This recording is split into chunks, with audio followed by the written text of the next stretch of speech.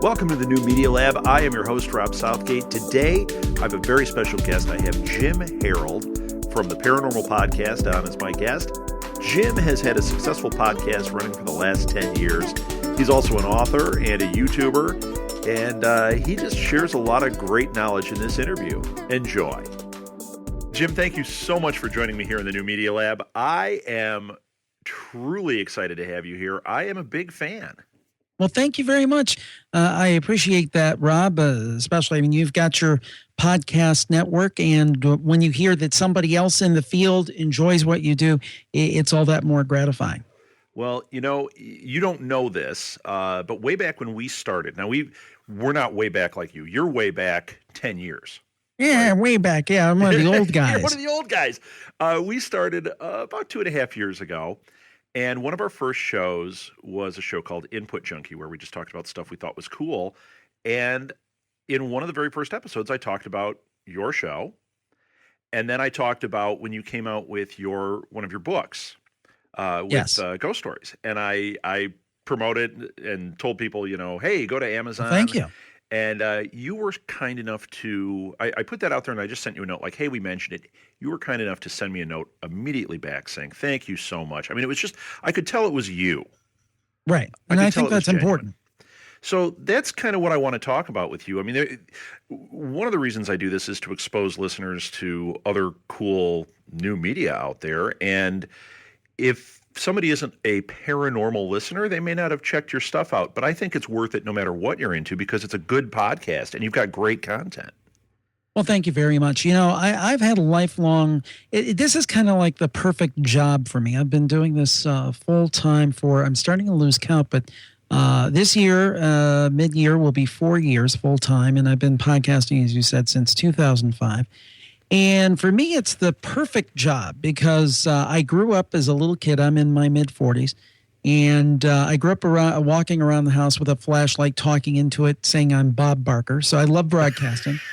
The other piece is that I've been fascinated with the paranormal my whole life. Now, that doesn't mean that I have pyramids under my bed and I believe in each and everything. In some ways, the shows have made me more skeptical about individual claims, but more of a believer that something is going on, if that makes any sense. Makes perfect sense to me. I think I'm pretty level-headed about it, but I'm probably what you call a skeptical believer. And then thirdly, and actually this is kind of funny, I got into tech and computers after I graduated college. I remember walking past the computer club at college. I'm like, God, what a bunch of geeks and nerds. And I'm like, those guys are probably like, they're CEOs of major corporations now. But the point is that after college, I got my first computer in college. So that kind of tells you where I am, 1990, 1991, and really got into it and got interested in it. So this kind of takes tech. It takes broadcasting, which I love and actually went to school for. And it takes the paranormal and kind of rolls it all together. So it's really kind of a dream job for me. Now, you had done radio broadcasting before, hadn't you? Well, kind of, sort of. Kind of, sort of. Here's my background. I want to hear your backstory. I graduated in the early 90s with my undergrad and grad in communication. And so I had a bachelor's and a master's. And my full intention was to go into broadcasting either as something like a producer, a news producer, or as on-air talent. And I had done some stuff in school, on-air talent, that kind of things, for some TV shows that were pretty widely distributed. And I think if I had paid the price and gone to a small market somewhere, I could have made it as a reporter. But I ended up not doing that. I took a local job with a radio station as a sales assistant. And because what they always told you in broadcasting school, one thing they told you, you can get a job sweeping a floor at a place with call letters, do it. And then I fell into sales. And lo and behold, about 12 years passed.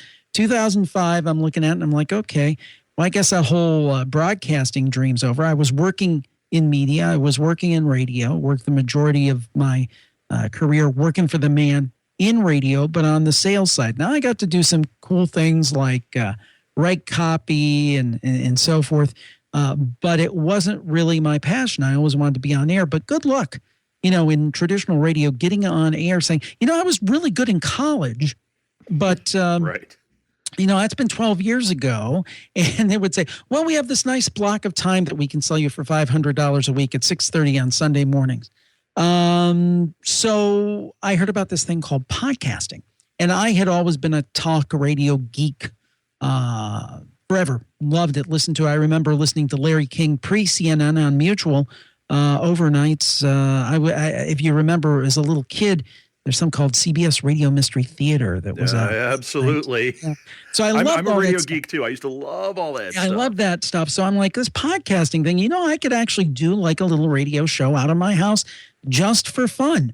And heard people like Adam Curry, who really co-invented podcasts. And then I listened to some of the homemade podcasts back in 2005, very early days. And I'm like, but I can do that, or maybe even a little bit better. And so I started as a hobby. I actually dabbled for a couple of years. I'd put up a show, and then I wouldn't put up a show for 2 or 3 months, and I'd put up a show. And at that time, I was a digital sales manager for a cluster of radio stations for a major broadcaster, and I won't say who. I enjoyed working there, and it was a good job in a way. Another way, it was very frustrating because it was very early days for radio, even in 2008, for radio and the internet in terms of monetizing it.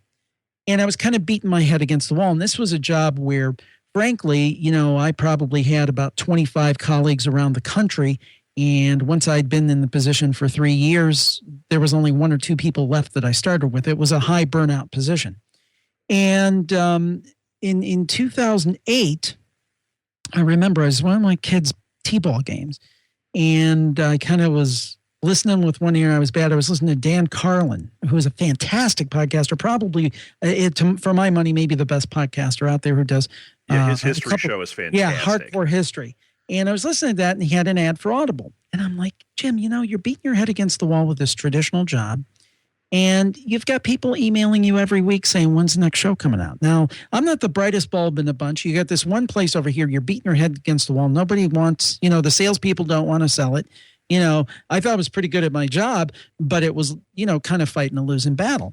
On the other hand, I'm doing this other thing that people are clamoring for. So I told my wife, 6 months, I'm going to do this. I'm going to put out a show every week. I'm going to get dedicated. Did that within 6 months. And it was almost a sign from the universe. I got my first sponsor. They approached me and continued that on, as I said, till 20. I believe I started my Plus Club in 2010 while I was working full time. And the money started coming in and more than I expected. And I can explain what my Plus Club. Yeah, we're going to talk about the Plus Club. and then continued to get sponsors. And I told my wife, I said, if I'm ever going to try this, I got to try it now. Sales, particularly in radio, is a tough game. And it's like, can we take a chance? Can we try this for a little bit and see if it'll work? And I got my ducks in a row. And in June of what would have been 2011, am I thinking right on that? No, 2012. But the new year, I'm a little confused. 2012, right. I said, we're going to give it a shot. And I quit my full-time job, which was a little nerve-wracking. But it's worked out and it grows. And probably, frankly, if you look at like a big investor or business analysts and things are saying, the growth rate is too slow. They would want a growth rate of like 50% a year, right. 60% a year. But I kind of chug along at about 10% per year. In terms of growth, and I'm hoping that sometime there'll be that X factor and it'll be exponential, but it always grows. It never goes down thus far. And it's a living, and it's one that I enjoy, that I'm passionate about, and I have high hopes for the future. So I give myself a B right now in how I've done so far, but it is enjoyable and I make a living at it. And that's kind of a unique position to be in. I think you undersold yourself a little there, Jim. As somebody on the outside who has a network and does all this, I'm going to give you an A. Oh, thank you. I think that the A+ is reserved for the guys that, those are the people that I think already had celebrity. Well, I think that's true. I think that it's very rare that somebody can make a living at this who did not have that, like the Leo Laportes with Twit. Exception is somebody like Cliff Ravenscraft, who has done tremendously. But for the most part, it is pretty rare for a non-celebrity to go into podcasting and make a full-time living at it. It's a pretty rare thing. Well, one of the things we talk about all the time, and this is going to lead to one of the reasons I reached out to you. I always talk about, my wife and I, we own the network, and we talk about how to make money at podcasting, and it's really difficult. And our thing from the beginning has been that it's the stuff around the podcasting. The podcasting is the passion. We love it. We love talking and connecting with people and sharing ideas, but making money at it can be very difficult. Now, when you mentioned the Plus Club, to me, that is something that is around it. Yes, you are using your podcast, but it is another way of reaching the customer. It's just like public speaking or writing books. Here's something else you do. Those are all ways to make money in a field that people say, you can't make money at that. Well, yeah, actually you can. We just made T-shirts. We made our own T-shirts and put them on a site. And for the first time, we saw money come in and went, whoa, wait a minute, this wasn't that difficult. Was it a podcast? No. But was it a result of the podcast? Yes. Yeah, without the podcast, it wouldn't have happened.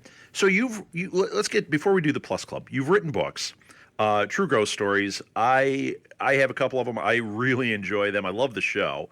I don't know if I can say that enough about your stuff. I really am a big fan. Thank you. Now, these books, what was the motivation here? Was it literally you were collecting these stories and you thought, hey, I could publish this? Or what actually, I'll give a credit to an author friend of mine. And this is another tremendous thing about podcasting that people don't think about it. It is one of the ultimate ways to network.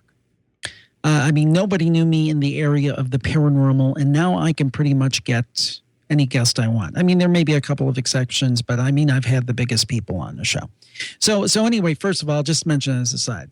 And you meet people through interviewing them and become friendly, and they give you great advice and insight. And I had one author friend who worked in the publishing industry, and she was familiar with the Campfire Show and said, you ought to compile a book of these. I'm like, you know what? You're right. and then the interesting... It seemed very natural when it happened. I remember listening. It's like... Yeah, and the nice thing about it, when I collect the stories, there's a form people fill out, and there's a checkbox saying that I may repurpose the content, and I think that's really important for people to think about as you're going to do this thing, just to make sure you're above board and ethical about everything. But anyway, so I did the first book, but this is something that I think is interesting. I think a tremendous opportunity out there these days. It did not exist 10 years ago in any significant ways, but self-publishing. The first book I had was purchased by a publisher. I got a very small advance, but I could walk into Barnes & Noble and buy it. But the truth is I made hardly any money on it. And then, and I had a 2-year non-compete. So I did the first book, and, it was nice. I was on a bunch of shows. I think it helped grow the podcast. It was a great calling card to say, hey, I'm an author and I have a book out. But really, monetarily, there wasn't much to it there. However, I said, you know what? I know that Kindle publishing is coming up. And these different things are coming up. I'm going to do the same thing I did for podcasting. I'm going to educate myself. I'm going to learn how it's done, and I'm going to give it a shot. And I probably made more on that second book that I came out with after that 2-year layoff because of the non-compete. And I probably made more money on that book within a month or two than I had the previous book the whole 2 years. So I thought, aha, I'm not the brightest, as I said, the brightest bulb in the bunch, but this is telling me I'm on the right track. So subsequently, I've done 3 additional books. My 4th book, and I'm just starting work on my 5th. And I bought back the rights to the first book, which, oh, by the way, since it's come under my aegis, I've sold more copies than I ever did. And I've had a month or two where I've made more money than the whole time I did that it was under a traditional publisher. Now, I will say this about self-publishing. I think it's important that people realize, most people, unless they're way more talented than I am, and I'm not saying that there's a lot of people more talented than me, believe me, but I think that people tend to be good at 1 or 2 things, not 5 or 6. And so I have a professional cover artist. I have a professional formatter. I have people help me out with the editing. I have a transcriber. So you have to build a team to put, just like you would at a traditional publisher, to put out a traditionally published quality book, one that looks, right at home with a traditional book. So I think self-publishing is great. But remember, you still want to kind of recreate that team that you get with a traditional publisher if you want it to be to that level. And that's why I think the books have been successful. Each one of them has been sometimes it sounds a little more impressive than it is, but it is cool. Each one of them at one time or another has been the #1 supernatural bestseller in the Kindle category on Amazon. And it's created, in addition to the Plus Club, another revenue stream that's become really important to making this thing work. Okay. I'm not taking that lead in yet because I got another question. I heard that lead in there, Jim. With advertisers, when you in the very beginning of the conversation, you mentioned how you attracted some sponsors. Were you dealing with affiliate sponsors, or were you actually getting sponsors?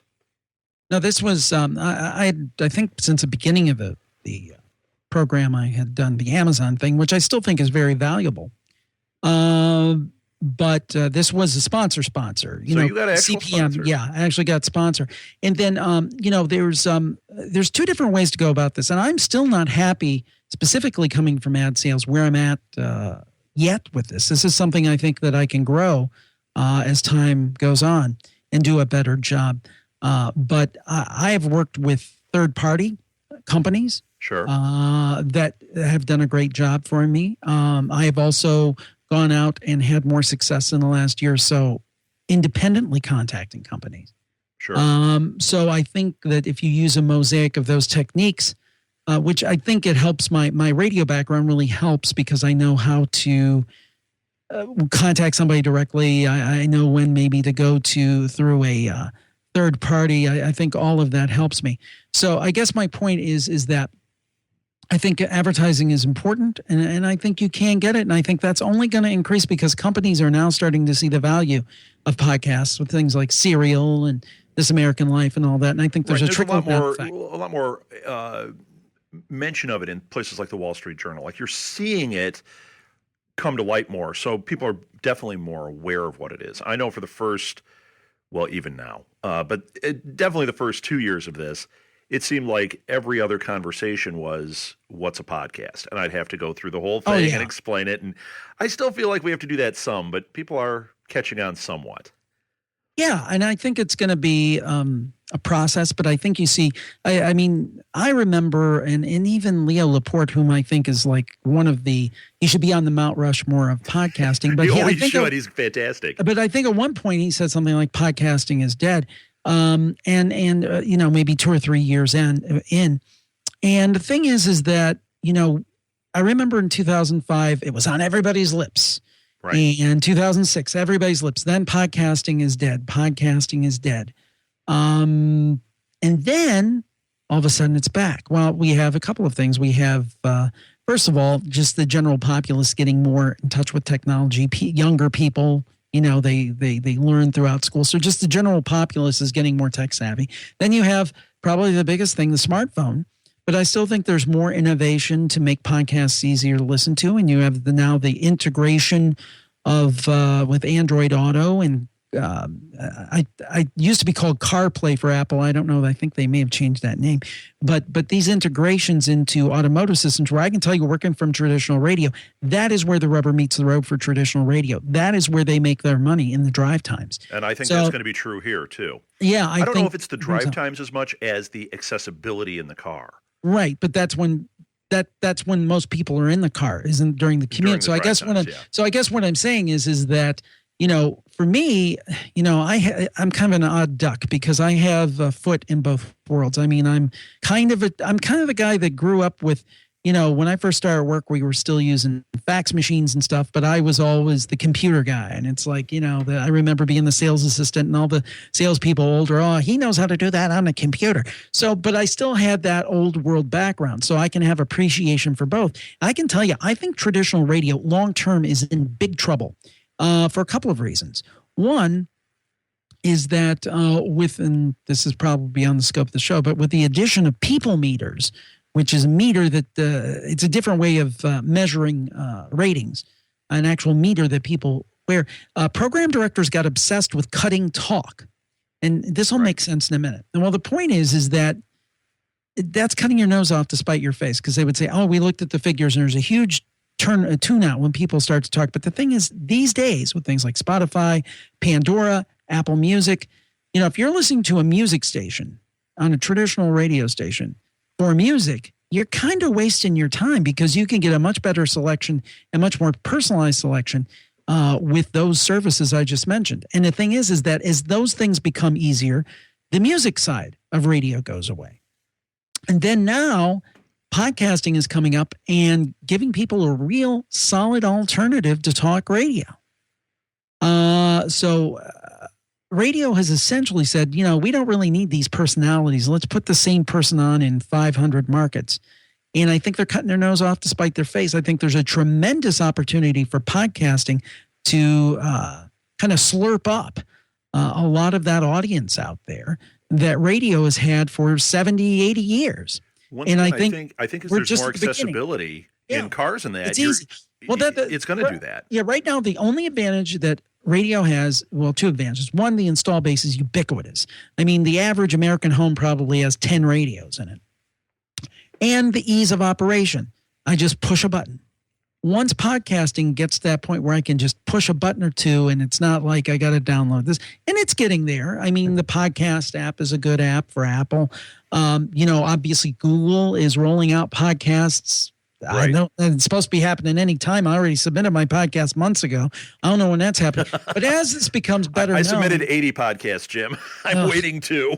But my point is that just what you said, as the access gets there, the inbuilt advantages that radio has, to me, it comes down to radio has one advantage, live and local, that podcasting hasn't figured out yet. If there's breaking news and God forbid something awful happened in your community, you're not going to listen to a podcast about it. You're going to tune in your local news talk radio station. So I think that's the one advantage and the one thing that radio will continue to have for it. But other than that, I see absolutely no advantage to radio versus podcasts on the talk side or streaming music services on the music side. But you know what, Jim? You just hit on it right there. When you were talking about the immediate news, okay? The first thing I thought of was, to you and I, we would probably turn to the radio or whatever. But for the younger generations and going forward, they're going to Twitter. Well, I can tell you. They might go to Clamor. Clamor can be instant. Somebody uploads a quick soundbite. That's true. Boom. Now you no longer have to wait. I have a funny story about Twitter. I was teaching a university class in 2008. I basically got roped into teaching this class because one of my old instructors wasn't available that quarter. So I did it. And, these kids, I was at that point in my 30s, late 30s. And, these kids, most of them were seniors. And this was like one last class they had to take. So they were tuned out. And I remember coming in one day, I think it was 2008. And I said, guys, I want to show you something. This really isn't fit with the class, but I always push the new media stuff. I said, there's this thing called Twitter. And I was showing them videos, and they're like, we don't get it. We don't get it. Because they had a little video on the Twitter site showing what it was all about. And it's like, now they get it. Now everybody gets it. And I'll tell you, for breaking news, for example, God forgive me, I'm a big Cleveland Browns fan. What an awful existence. But that's your burden to carry. Exactly. Now, they've had a lot of turnover the last couple of weeks in their coaching and so forth in their front office. And I'm addicted to finding out the latest happenings. The truth is that I could be listening to a sports talk station. I got my Twitter open. I will see a story on Twitter, and then a news talk station says so-and-so from USA Today is reporting via Twitter. So actually, you're absolutely right. Even Twitter is preempting news talk radio and cable services. I remember when this awful terrorist attack happened in San Bernardino, and somebody had the name of the assailant out on Twitter hours before it was put out in the media. Now, again, I realize traditional media has to check things with multiple sources. Right. In Twitter, they don't have to vet anything. Yeah. So. Yeah. But the thing is I had the information hours before it was released, is my recollection. So, I mean, it is amazing, just the instantaneous transmission of information. It's an amazing thing. It truly is. Okay. I'm going to shift gears here. I want to talk about your Plus Club. Mm-hmm. This is another way for, and see, one of the things that we do at this show is we try to talk about new media in general. We get into social media, we get into blogging, obviously podcasting, YouTube videos, and I think that it's all a big healthy mix. It's just like on your show when you guys start talking about the UFO thing, and then all of a sudden it's tied to Bigfoot and tied to this, and you go, somehow there's this big connection. Yes. And it seems like there's more of a connection than people realize. Same thing here. I think that new media is a kind of an all-encompassing term that rightfully should be. So your Plus Club, I think this is something that no matter what type of media, new media you're trying to explore, this is a model that might be something to really look at and maybe try. Explain to me how the Plus Club works. Well, I'll give you the original concept and then a slight tweak that I think was very important in its growth. Perfect. So when I started, it must have been February, and I get the dates a little confused now. It must have been February of 2011, I think. I'll have to go back and check that. But anyhow, this is a broadcast. I don't have to vet that, so I'll check it while we're talking here. It'll take me a few seconds. Anyway, the thing is that when I first started, the idea is that I would do about 8 extra episodes a month that would only be available to the Plus Club listeners. And then I would do, some maybe kind of go-to-webinar meet and greets and things like that. And it did a couple things for me. One, a revenue stream. And I offered monthly and yearly options. And the second thing is that it allowed me to maybe branch out into some areas that I couldn't cover on my other shows. Now, to be clear, I have 3 main free shows that are in the paranormal genre. I have the Paranormal Podcast, which started in 2005, which is free. Campfire, which started in 2009, and then the Paranormal Report, which has kind of been an on-again, off-again thing I've done for the last few years with co-hosts. That's probably going to be on again this year, but the Paranormal Podcast and Campfire were the 2 main shows that I did. So the concept was I would add a few other series that would be complementary. There would be some overlap, but there would also be some new stuff. So I had a podcast called The Other Side, which is almost a new agey kind of metaphysical thing. I had one called Crime Scene, which was true crime, which really is maybe a cousin to the paranormal stuff. I think there's a lot of overlap and interest, but it's not the same thing. Conspiracy Corner, which definitely there's some overlap. Definitely tied in, yes. UFO Encounters, just because that's such a hot subject. So I was going to do those 4 or 5 different shows in addition and promise at least 8 episodes a month. And I think my first day I had a couple hundred signups, or 100 to 200 signups. I can't remember exactly. I was shocked. I'm like, wow. Yeah. This is going to work. I knew that day that it was at least going to be a great supplement to my income, even if it wasn't going to be my full-time job. And nevertheless, as time grew on, I thought about it and I looked at what other podcasters had done. And this is probably, I believe this was about 8 months in. And I said, I really should. I had a little trepidation about this because I always like to keep my listeners in mind. But I said, you know what? If I give people 90 days of my current shows and then put them in a archive after that, that's still giving out a lot of free content. Right. So I made the decision to make anything older than 90 days for the Paranormal Podcast and Campfire members only. And I think that made a big difference because people who really love, particularly the Campfire show, which I can't believe how that has caught on. That show really resonates with people. They knew that they had to be a member to get that backlog of hundreds of stories, probably thousands of stories by now. So It just continually grew over time. People pay monthly, they pay yearly. I give them at least 8 episodes, new episodes every month that they can't get on the free feed. And I actually introduced, shortly after I started the club, a webinar feature where I actually hire speakers to come in and give webinars on subjects just like somebody would go to a paranormal conference and maybe see a presentation on an actual UFO incident or something. I would pay speakers, and I still pay them to do that. I do the meet and greet webinars. I have a forum. So that's all kind of stuff that we do to entice people to become members. But I think I think there are 2 factors at play here. I think the biggest thing is obviously the access to the archive. And the other thing is that I think that people understand that I'm a small business person and that I don't have a big corporation behind me. And it's very analogous to the public radio model. If you want Jim to continue these shows, you got to help him out. And again, it's a relatively small percentage, I would say, of my overall listenership.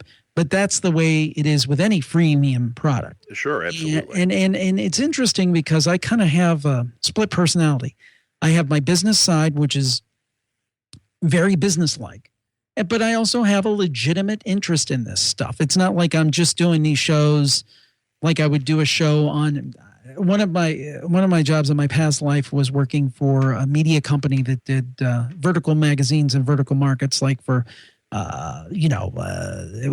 roofers or people right. Specific like, niche marketing. Yeah. Like practice management for physicians and those things. And I don't look at it as like just doing a topic, doing a product on any subject just to make money. That's not what it is at all. I'm really interested in stuff, and I continue to be interested in it. But I also have that business side too. So I think actually, it's funny. I mentioned, kind of coming full circle, I mentioned at the beginning I got into this sales thing, and I was kind of PO'd because I wanted to be a broadcaster. But I think in the long run, for what I'm doing now, it's the best possible background because I had the training as a broadcaster. I just kind of had to polish it up and dust it off. Because I was good for a student, I was very good, and I know I could have made it if I had really gone for the gusto and gone out of market and gone to one of these little towns like anybody who's successful pretty much does. Right. So I know I had it in me, but then in this meantime, something weird happened. I had all this sales experience, and I learned the business stuff despite my best efforts.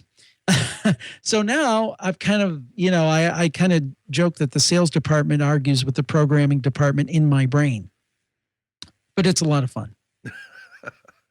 Yeah. It's funny just listening to you talk. You and I have such similar backgrounds. I ended up getting 2 bachelor's degrees in business. I started out in zines and acting and creativity. Yeah. I was going to say you were an actor. Yeah. I was doing all that. And then I went towards business, and then I'm telling you, Jim, the week I was supposed to graduate with these 2 business degrees, my wife turns to me and says, we're walking out of church, and she says, "Yeah, I just got a clear message. You're not supposed to go back to work." That's not part of the plan. Right. Right. Molly was, I want to say Molly was 6 at that point. She might have even been younger. And she was right. Well, I can say this. I've often said this because people say, isn't what you're doing, isn't that risky? And to which I would say, yeah, kind of being an adult and having a family is risky because let's take the person who has the nice job in a Fortune 500 company in a local market like mine. I'm in the Cleveland market. That's another thing I love. I'm geography independent, and before I had to rely on Cleveland, which has a pretty depressed economy, although things are looking up lately. I don't have to depend on it anymore. But the thing is that... Well, they got new coaches in there. That's going to help. Well, let's hope. But anyway, the point is that, okay, let's say you got this nice job. It's paying 6 figures. You've got a great office in the Cleveland branch of, let's say, Key Bank. That's a big bank and one that has a large presence here. And I think they're based in Delaware somewhere. And I'm not picking on Key Bank. It could be a big company. And they got this, it's the end of the year. It's like November, right? And they get this big spreadsheet in front of them. And they look at that spreadsheet and they look at the numbers and I'm like, oh, that guy, yeah, Fred in that Cleveland office. He's got a nice office, a good job. He's been working for 20 years. Yeah. Boy, he makes a lot of money. I think we're going to have to let Fred go. I know people that started companies that happened to. That's right. My point is that, yeah, what I'm doing is risky. And kind of in this environment, in this day and age, what you're doing is risky too. The only difference is I realize it and you might not. And the thing is I always feel confident. Let's say that everything goes to heck in a handbasket tomorrow. I could polish up my resume and I could say, hey, look, guys, look what I've done. And I would be way more marketable today than I was when I quit my day job. Absolutely. And I could say, look what I did for myself as one person, yes, using a virtual assistant 10 hours a week, only in the last year, by the way, year and a half. But I did all this stuff. Imagine the things that I can bring to your organization. So I must feel that there's a soft landing out there should all this fail, but I don't think it's going to. I'm cautiously optimistic. And I think you deserve to be. I love what you're doing. I love how you've organized this. It is something that has to be built on and grow. And yeah, it may not make that, $1 billion. But in the long run, this can be adding stability that the other can't. Yes, it's risky if you can hold out and if you can keep growing in it. And you are. Yeah. And the thing that I would say, two things I would say is, podcasting as kind of a hub, like you described it, is a great way to build an audience that super fans, people that know, like, and trust you. Right. So your audience does not have to be as large to sustain an income. I know there's a great book out there. I can't remember the name. The idea is you really need 1,000 true fans to make a living, and I do believe that. And the other thing I think along with that, with the power that podcasting has to get people to know, like, and trust you, I think it's really important that you take that seriously and deal with them in a very fair and ethical way. When it comes to my Plus Club, somebody has a complaint, I try to take care of it. If they're not happy, refund. If they, right. I want my money back, or I don't use this, or I can't. I try to deal with everybody in a very above board manner. I extend that to the way I treat my vendors. When I have people working for me, they always get paid. I don't play with their money. So I think that it's one of those things, and I'm not holding myself up as some kind of a saint, but I do think it's very important to be ethical, particularly when you have something like podcasting, which I think can wield tremendous power to use that power in a fair and equitable way and be ethical to your business partners and also to your audience. Wonderful, Jim. Before I let you go, did you have any last bit of advice you'd like to throw out there to somebody that's starting out or that is, I think let's go with starting out. Let's go with that one with you this time. Well, I think the biggest thing that I see, and I do a little bit of, I have a podcast class, although I've got to update over a podcastwithjim.com. And I put that out there and had some people sign up. And then nobody seemed, it seemed like the follow through wasn't there with people. People would sign up for the course and wouldn't follow up. And I think the biggest problem that people have starting out is paralysis by analysis. So basically what they do is they say, okay, I'm going to buy this course to do X, like podcasting. And then, well, what mic should I use? Well, you've just got to decide you're going to do one thing and start doing it. And you have to be religious about it. There were a lot of times. Right now, these are like the salad days. Not that I'm rolling in money, but it's a great time because I have the time to dedicate to production. But there were many times when I would work a 8 to 10 hour day. I would come home, I would say hi to my kids for 10 minutes, eat something, and come in here and edit a podcast or produce a podcast. So the thing is that you will have to sacrifice. But you don't have to start huge. You don't have to start with, like I have, whatever it is now, 7 or 8 different podcast series, or like you have 80 different series. You can start with one, but just be consistent and do it. And you're not going to probably day one sound super pro unless you have that background. Right. And you may not have the best equipment, but start out and start producing. And nothing happened to me until I got consistent. And I got consistent and things happened. So constant improvement, consistency, persistence, and just do it. And do it on the side. You don't have to quit your job. You notice I podcasted for 7 years before I quit my day job. By a lot of accounts, I'm like, I'm slow. I'm kind of like the guy that's behind. A lot of people, in this kind of day and age, it's like, can you flip it? Can you make more money? Can we increase it by 90% in a year? You're building something. That's the difference. Right. And but if you're not worried about that, if you're not worried about becoming, the next Elon Musk or something, you can slowly grow it. And I will also say this, one other thing. When it comes to podcasting specifically, I believe it can accentuate anything you do. If you are a dentist, if you do a podcast, and of course you've got to maintain whatever medical ethics. I know there's special things about that. But if you do a podcast about dentistry, you can make that work. That's what the guys in the old days used to do with radio shows. They buy these radio shows and they're like, oh, you heard me on the radio now. You should become my patient. Or the same with Click and Clack, with Car Talk. Same kind of thing.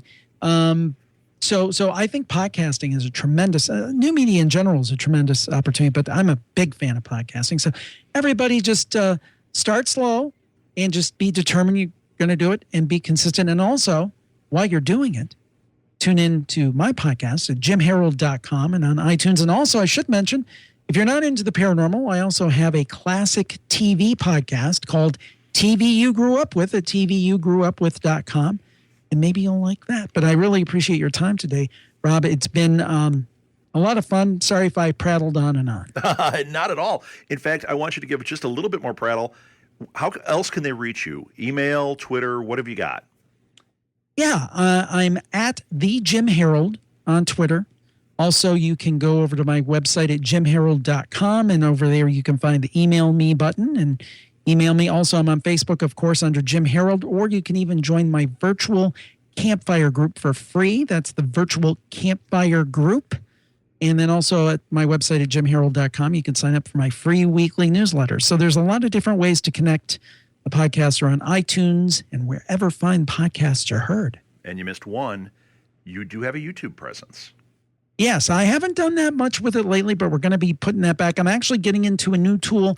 Don't know, Rob, I'm sure you're familiar with it. Blab? Yep. I'm going to be doing the Paranormal Report on Blab. Are you? Ooh, I'm going to have to subscribe to you. There you go. That's fantastic. All right, Jim. Well, thank you again so much. Truly a pleasure. I would love to have you on again in the future. And we don't have to talk about Plus. We could talk about other stuff.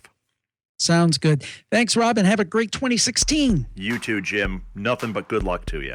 Be sure to check out Jim's website and try his podcasts and his books and everything. I am a big fan, and I'm just so happy that I was able to share this with you and that Jim was so willing to come on and share so many great ideas with us.